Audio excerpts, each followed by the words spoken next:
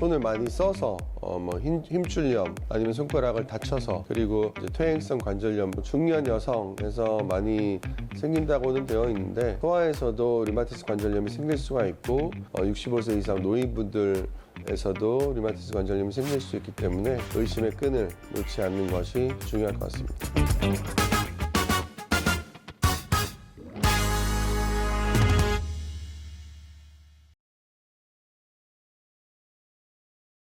저희는 아무래도 이제 류마티스 내과하고 한의원이 같이 있다 보니까 저희 병원 안에서 거의 모든 검사와 치료가 이루어질 수 있다는 점, 그런 게 하나 장점이 될 수 있고요. 그래서 류마티스 질환부터 통증 질환, 그리고 만성 내과 질환, 그리고 이제 한의원 진료까지 다양한 진료가 가능하기 때문에 한 곳에서 편하게 진료를 받을 수 있는 것이 큰 장점이 될 것 같습니다.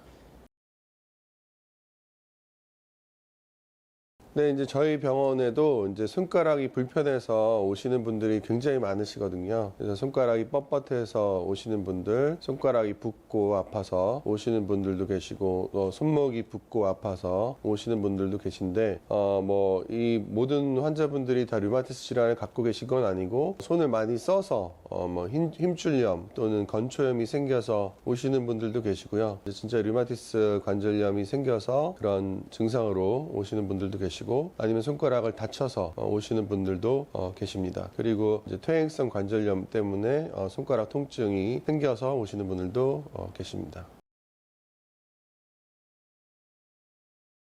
이제 류마티스 관절염하고 통풍은 사실은 이제 별개의 질환이라고 할 수가 있겠고요. 통풍은 사실은 대사성 질환이라고 할 수가 있거든요. 그래서 통풍은 요산이 체내에 많이 생성되면서 요산이 많이 쌓이면서 이제 결정을 이루고 그 결정이 이제 염증을 일으키면서 발생하는 질환이고, 이제 류마티스 관절염 같은 경우는 자가 면역 질환이어서 이런 자가 면역 기전에 의해서 생기는 만성 염증을 주된 특징으로 하고 있습니다. 그리고 이제 류마티스 관절염의 경우에 간혹 보면은 혈액 검사에서는 굉장히 깨끗하게 나온 경우가 간혹 있습니다. 그래서 류마티스 상체도 보이지 않고 염증 수치도 오르지 않는 그런 경우가 있는데, 이런 경우에는 이제 관절 초음파 검사를 통해서 실제로 관절의 염증이 어느 정도인지, 특히 이제 손가락 같은 관절이나 손목 같은 관절의 염증이 어느 정도인지를 파악해서 진단을 하는 것이 중요할 것 같습니다. 그래서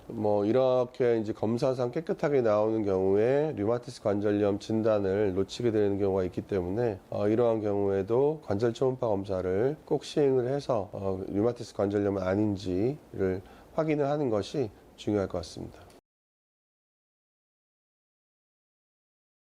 일단은 이제 가장 기본적인 약물이 메토트렉세이트라는 약물이 있는데, 이 약은 이제 매일 드시는 약은 아니고요. 이제 일주일에 한 번 드시는 약이라고 할 수 있겠습니다. 그래서 일주일에 한 번 드시는 약이 있고, 그 이외에도 다른 약제들, 사라조피린이라든지 하이드록시클로로킨 같은 약물들이 있겠고요.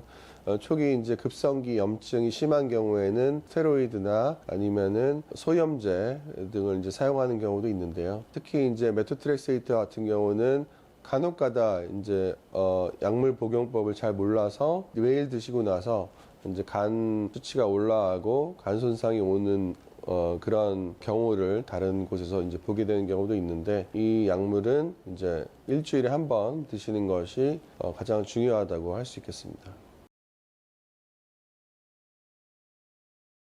류마티스 관절염은 보통은 이제 중년 여성에서 많이 생긴다고는 되어 있는데, 최근에는 젊으신 분들도 많고요. 소아에서도 류마티스 관절염이 생길 수가 있고, 노인분들, 65세 이상 노인분들에서도 류마티스 관절염이 생길 수 있기 때문에 항상 류마티스 관절염에 대한 의심의 끈을 놓지 않는 것이 중요할 것 같습니다. 네, 오늘은 이제 류마티스 관절염에 대해서 이제 전반적인 사항에 대해서 말씀을 드렸는데요. 다음번에는 좀 더 자세히, 좀 더 재미있는 내용으로 찾아뵙도록 하겠습니다.